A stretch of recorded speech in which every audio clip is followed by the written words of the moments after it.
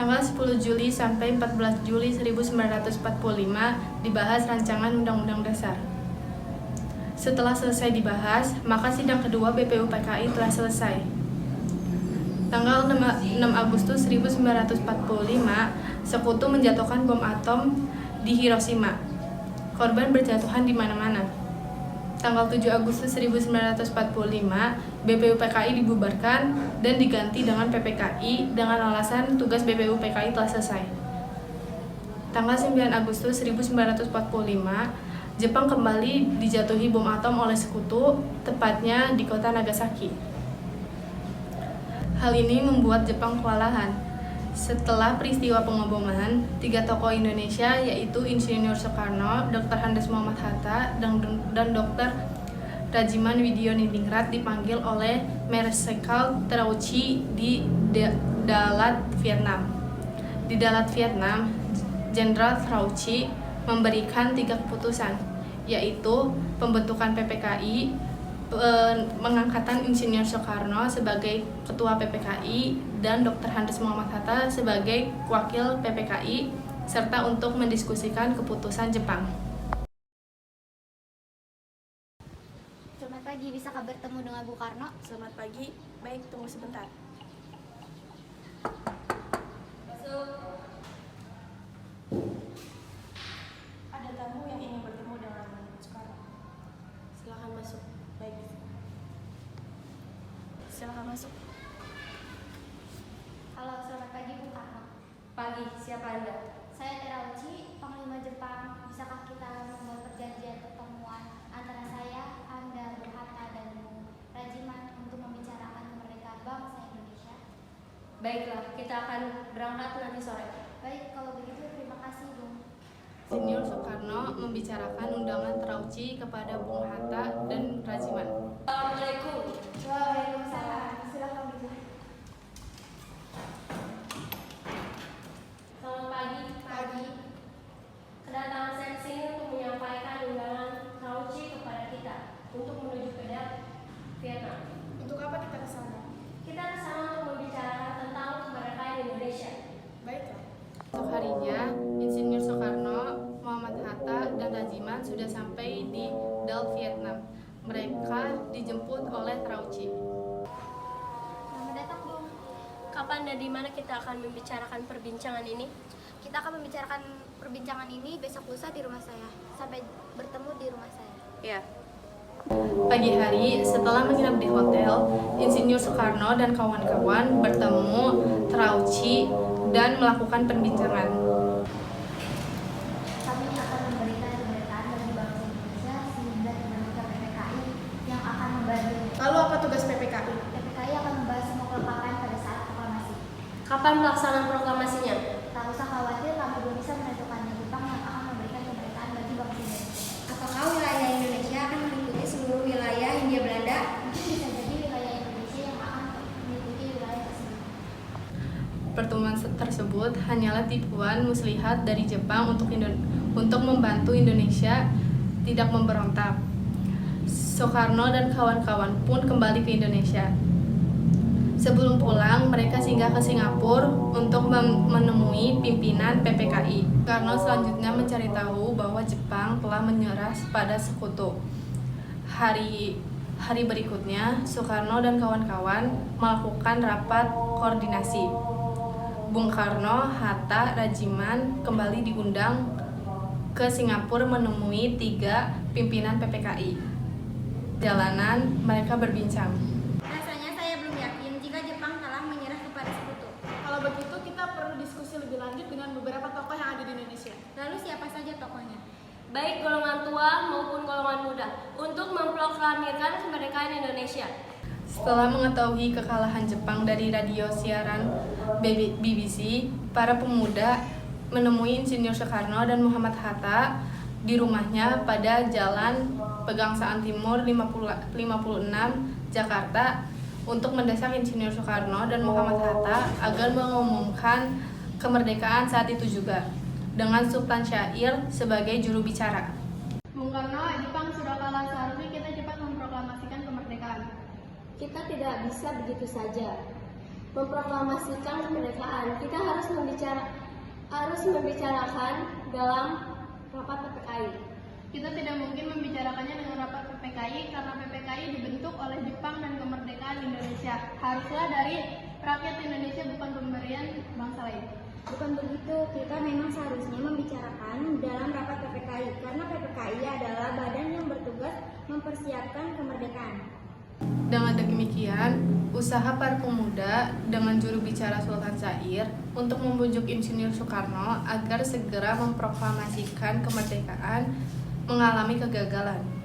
Setelah mengalami kegagalan membujuk Insinyur Soekarno, maka para pemuda kembali mengadakan rapat dengan Khairul Saleh sebagai pemimpin. Setelah rapat usai, akhirnya diputuskan para pemuda akan membujuk Insinyur Soekarno dan kawan-kawan keesokan harinya, tepat dini hari, pada tanggal 16 Agustus 1945, Dr. Andes Muhammad Hatta, Insinyur Soekarno, serta Ibu Fatmawati dan Guntur Soekarno putra dibawa oleh pemuda ke Rengas Dengklok. Apa ini? Apa maksudnya kami dibawa ke sini? Maksud kami agar Bapak segera memproklamasikan kemerdekaan. Saya sudah mengatakan bahwa kemerdekaan Indonesia harus dibicarakan dalam sidang PPKI terlebih dahulu. Bapak benar, karena persiapan kemerdekaan adalah tugas PPKI. Lagi pula Bapak kan ketua PPKI, mana mungkin Bapak mengambil keputusan tanpa memberitahu anggota PPKI yang lain. Setelah terjadi perdebatan di Rengas Dengklok, di Jakarta, Wikanda, golongan muda, dan Ahmad Subarjo, golongan tua, melakukan perundingan. Setelah mendapatkan beberapa kesepakatan, diputuskan Yusuf Punto untuk mengantar Ahmad Subarjo ke Rengas Dengklok. Jadi Pak, saya antar ke Rengas Dengklok. Ayo kita masuk ke sana. Saya rasa di sana pasti terjadi perdebatan yang sengit. Mari Pak, kita segera berangkat. Setelah sampai di sana, Ahmad Subarjo akhirnya menjemput Insinyur Soekarno dan kawan-kawan.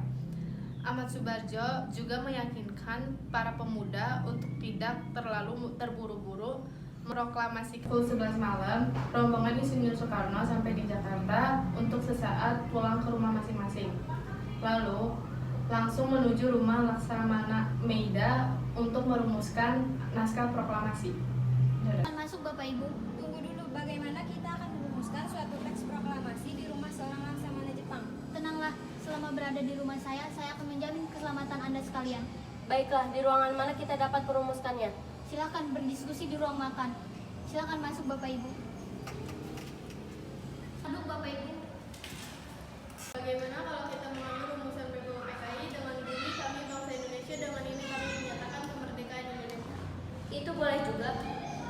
Menurut saya perlu ada pernyataan pengalihan kekuasaan seperti ini. Hal-hal mengenai pemindahan kekuasaan dan lain-lain diselenggarakan dengan cara sesama dan dalam tempo yang sesingkat-singkatnya.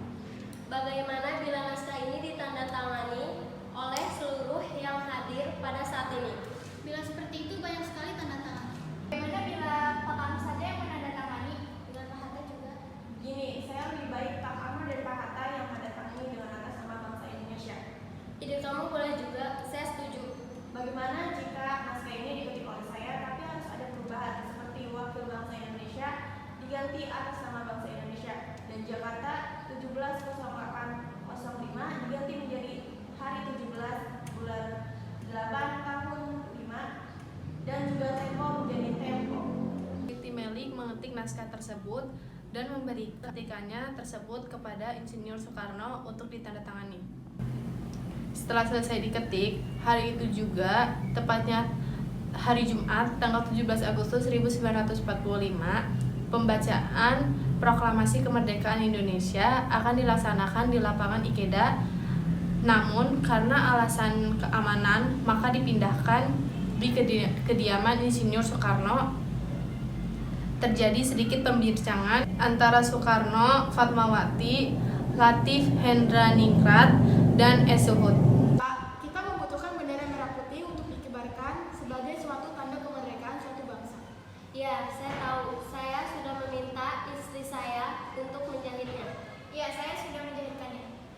Pada tanggal 17 Agustus 1945 di kediaman Insinyur Soekarno, Persiapan proklamasi dilakukan oleh Sudiro yang menyiapkan mikrofon sebagai tangan kanan Soekarno. Pada pukul 10 pagi, Insinyur Soekarno membacakan teks proklamasi. Selanjutnya dengan pengibaran merah putih oleh S. Suhud dan Latif Hendra Ningrat yang diiringi lagu Indonesia Raya. Dilanjutkan dengan sambutan wali kota, Suwirjo, dan pimpinan barisan pelapor Dr. Muwardi. Proklamasi. Kami, bangsa Indonesia, dengan ini menyatakan kemerdekaan Indonesia. Hal-hal yang mengenai pemindahan kekuasaan dan lain-lain diselenggarakan dengan cara saksama dan dalam tempo yang sesingkat-singkatnya. Jakarta, 17 Agustus 1945, atas nama bangsa Indonesia, Soekarno, Hatta.